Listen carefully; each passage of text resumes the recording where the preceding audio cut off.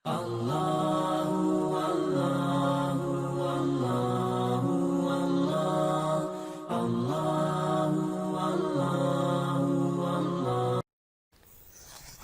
علیکم ورحمت الله وبرکاته. زه دولت خان عمری ستاسو په خدمت کې ور بیا حاضر یم د نوي کلاس سره. نن موږ د مایکروسافت اکسل 22 کلاس دی. نن انشاءالله زموږ آخري کلاس هم دی. دا چې کوم ویو ټیب دی، دا ویو ټیب موږ ته مخکې په مایکروسافت اکسل کې په ډیټیل سره ویلی. نن بیا زه یو وار پر تاسو ته په دې باندې راځم. په دې کې ورک بک ویو دی. دا ستا چې کوم ورک بک دی دا په کم انداز باندې ته ښکاره کوې. دا فعلا دی نارمل انداز. که زه چیرې راسم دا پیج لی آوټ ته راوړم، په پیج لی آوټ په آپشن کې بیا دا پر پیج لی آوټ باندې ښکاره کېږي. دا اوس ګوره دا د پیج لی آوټ انداز دی. دا ګوره دا جلا پیج، دا جلا، دې ته پیج لی آوټ آپشن وایي.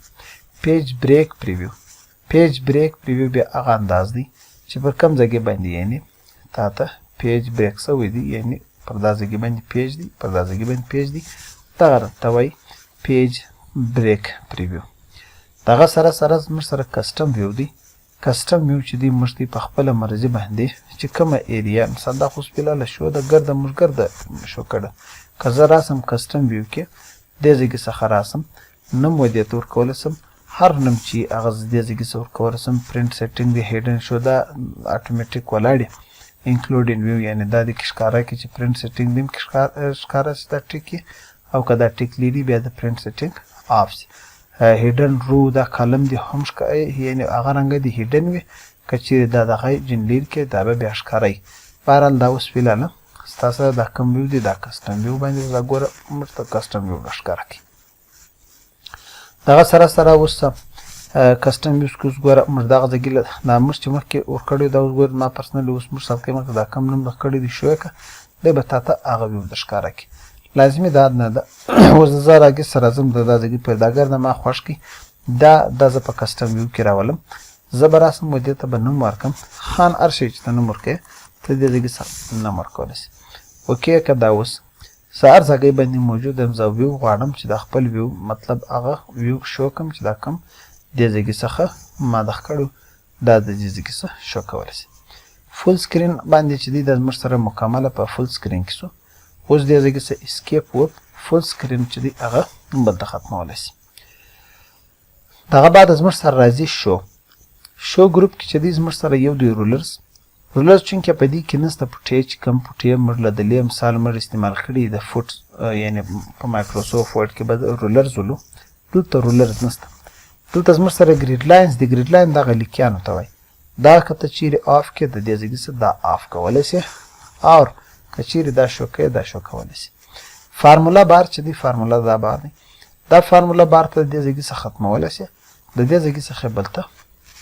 شو کولی شي. دا یو شی یاد وساتئ، دې ته فارمولا بار وایي، دې ته ایډرس بار وایي. دغه ستا سره ایډینګز دی، دا دته ایډینګز وایي.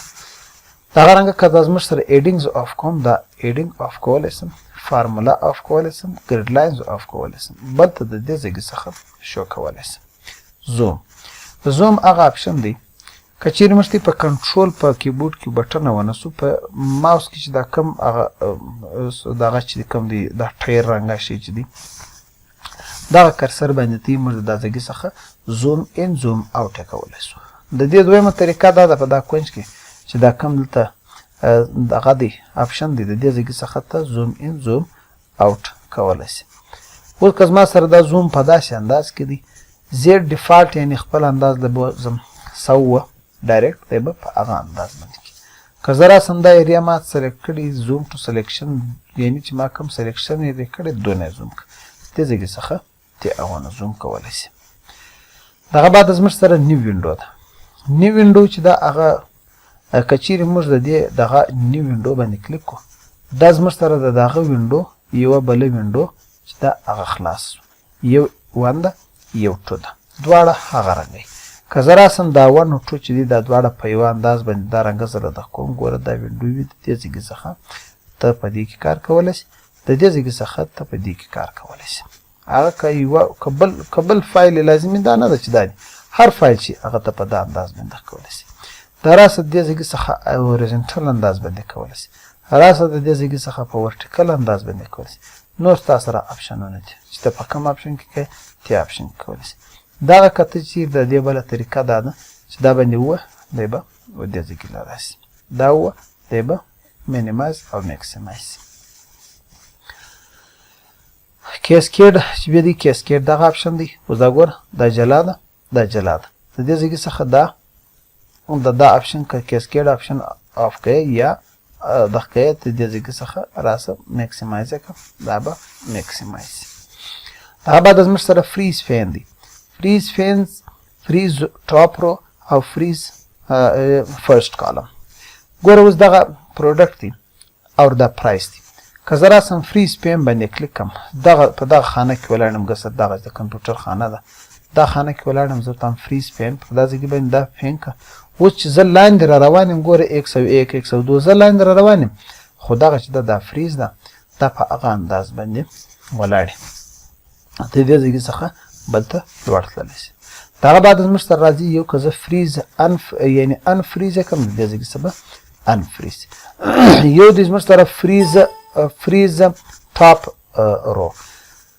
ټاپ رو که زه فریز کړم دغه د پروډکټ والا چې دا که زه اوس دا فریز کړم دلته اوس زه لاندې را روان یم دا ګرده به ځي اوس ګوره دا وینې دا لاندې را روان خو دغه اوله خانه چې ده دا فریز ده دا به چې هغه به نه ځي که زه راسم زه ورته دا فرست کالم چې دی دا هم فریز که زه راسم د دې ځای څخه دا فرست کالم بیا چې دی فریز کولی شم اوس که زه راسم دې خوا ته زه دې خوا ته ولاړ سم زموږ سره فرست کالم چې دی هغه فریز دا ځای څخه ته بل ته انفریز یې که دی به انفریز دا بعد زموږ سره سپلیټ چې کوم وخت ته کلیک کې دا اپشن هم درته وپرسي اوس دا د دې ځای څخه زه غواړم چې دا پر دا ځای فریز کړم دا پر دا ځای باندې اوس دلته راسه دلته کار کوه لاندې لوړ سه دلته ځې دلته په دې کې کار کولی شې اوس دا ته فریز فین وایي دغه رنګه سپلیټ اپشن سپلیټ